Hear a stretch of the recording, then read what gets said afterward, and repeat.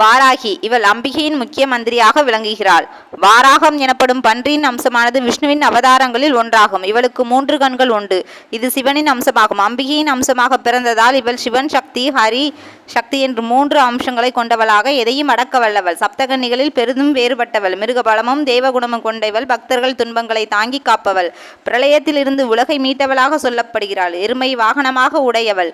கலப்பை, உலக்கை ஆகியவற்றை பின்னிரு கரங்களில் தாங்கி அபயவரதம் காட்டுபவள். லலிதாம்பிகையின் படைத்தலைவி இவளே. தாண்டினி என்ற பெயருடன் சிம்ம வாகனியாக காட்சி கொடுப்பவள்.